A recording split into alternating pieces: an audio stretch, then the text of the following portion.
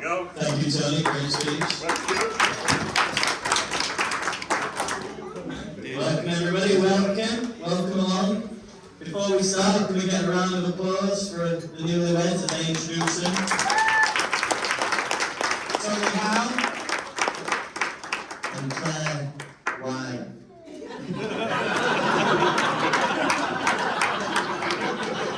Now, if you haven't met us before, we're Tom and Rob and we're the Connors twins, and we've got to be honest that we were quite surprised he asked us to be best men, because he's seen us do this before.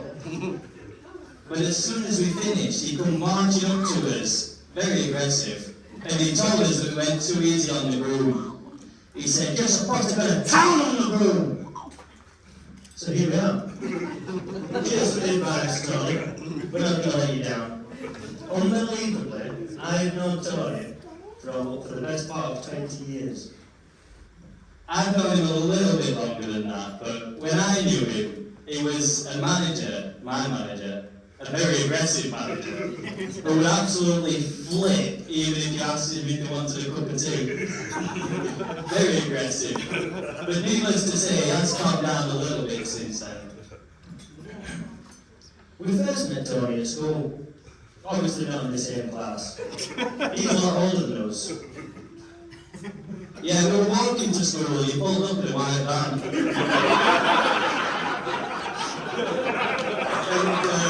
And he actually offered to take us.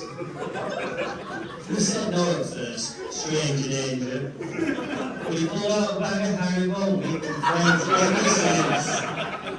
He always used to say to us, "Playful secrets." Seriously speaking now though, congratulations on a wonderful day.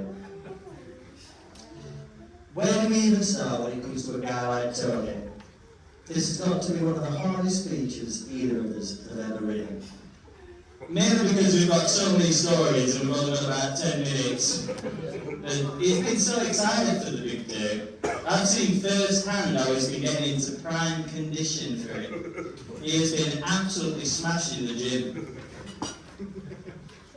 I know you're all thinking, smashing the gym? Yeah, we don't mean he's been picking Jim up on his shoulders doing squats. He's been doing the odd 2 or 3 minutes on the treadmill once a month. That is dedication. But can we take a minute to have a round of applause for Claire, who looks absolutely wonderful.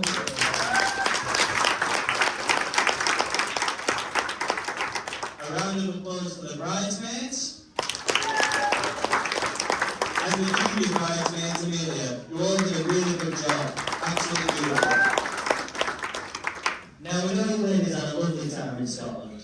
And don't worry, we've heard the rules. What happens in Scotland stays in Scotland. Yeah.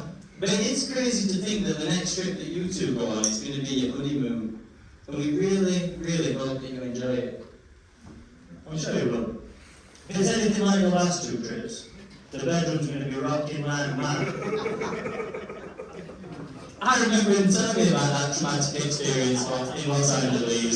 An earthquake. The windows were rattling, the building was shaking, Tony was snoring. And I remember him telling me about a similar traumatic experience they had in Cyprus. Another heavy earthquake. That's 2 on bounce. He said to Claire, "Oh my God, 2 in 2 holidays. What on earth do you do in those situations when the whole environment's rattling?" She said, "I just turned him over."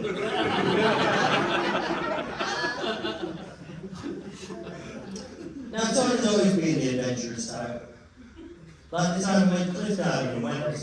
Now, I'll admit, Tony wasn't the biggest fan of this activity. I mean, it was fairly simple. All he had to do was jump from the cliffside into a lake. A freezing cold lake.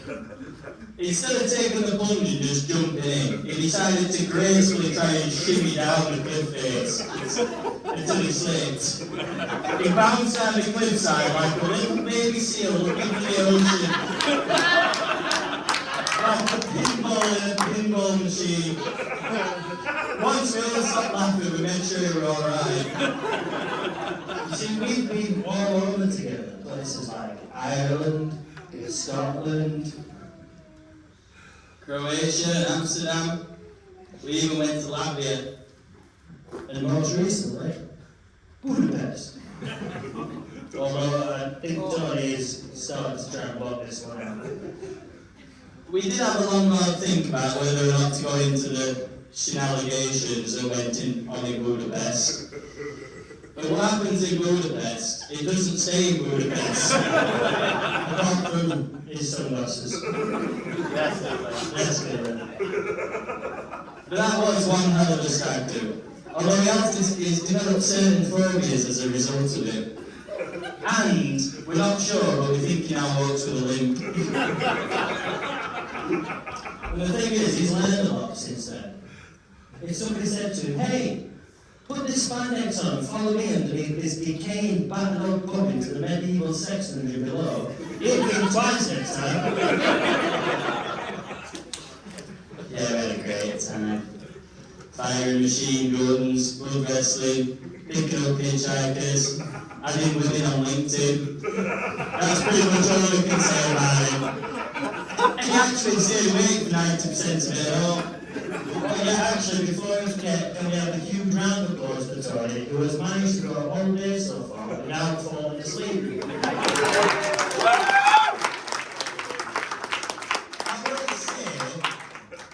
The only reason for that is because he didn't drive here. If he did drive here, he would have his own stupid cruise. If you do fall asleep, Tony, don't worry, it's recorded. He's fallen asleep in all kinds of situations. I remember when I used to work, he used to sit on a footstool in back, a strong one, and he just used to fall asleep mid-shift. I remember a Christmas tenant once came up to me and he was only a young lad, he says, Tom, I need to grab something, but Tony's asleep right in front of me. I said, right, just do what I do. Pretend you're Indiana Jones, walk up to it, grab it and then like it. One New Year's Eve, we were all getting ready to party. We all went to the shop to buy some booze, all regular stuff, Jägermeister, vodka, bottle of rum, 6 blue WKBs for Tony. I dropped him off at 5 o'clock and I said, right, we're back to pick you up 7:30. 7:30 rolled around. We knocked on the door and there was no answer. Tried ringing him, no answer. Then we heard a rumble, and it stopped. Then we heard another rumble, and it stopped. So I went through the letterbox, and there he was, full-blown party mode. He weighed nothing but his pants, fast asleep on the sofa. So we shouted through the letterbox, please, open up now! Shut your 18! He put on an announcement. I hope everybody here realises that we're in the presence of TV royalty. Watch our hand in there, because Tony and Pauline, they've been on multiple TV shows. They even went on Bargain and won. They also appear on Pointless together. They've even got a trophy. However, when it comes to solo work, Tony's only appeared on one thing. Channel 4's a Great British Brothel.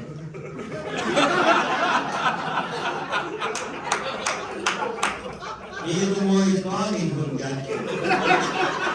Anything to find a good deal there, Tony.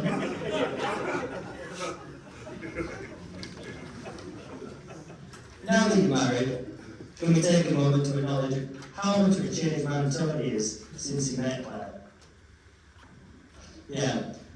When we say changed, I'm surprised he hasn't changed his name. We should start calling him Toby Howe because he's a new man. I don't know what perfume you wear, Claire, but he's literally transformed. He always used to say to us that he'd never get married again and he'd never get another mortgage. Fast forward to today, and he's done both. I do think the biggest change, and probably the most unforgivable change, is that he's no longer a Wednesday fan. He swapped the blue and white for the red and white. I know Philip Schofield swapped sides after 40 years. But not even he would change his football team. But the thing to do for love, eh? He has always been the romantic type. Do you remember when he proposed, Claire? If I recall, it sounded like something out of a romance novel. If I remember right, the words he used were, Claire, we've been together now for 5 years. How about 5 more? She's had a 99. That only takes you to 2029. You'll be fine. You'll spend most of that time on TikTok. We've got to say though, and I'm pretty sure that everybody in this room agrees, it is really good to see you happy in a good place. I told you during my wedding that I look forward to the day that I can repay the best man duties, and here I am.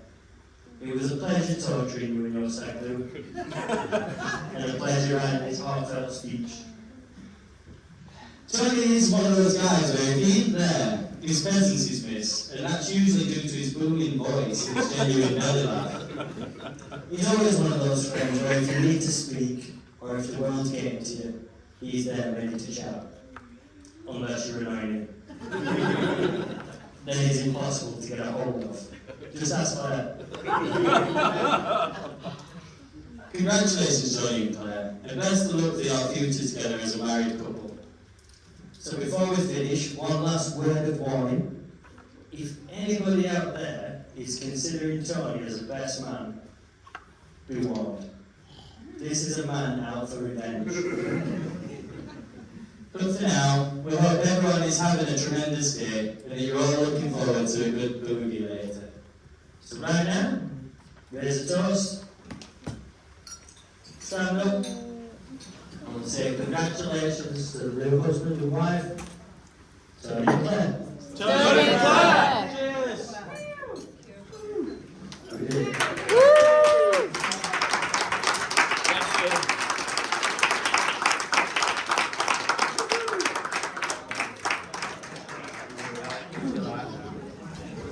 Thanks for that. So, obviously, well, just before we end, we're just going to have a few gifts out, so we'll crack on with that.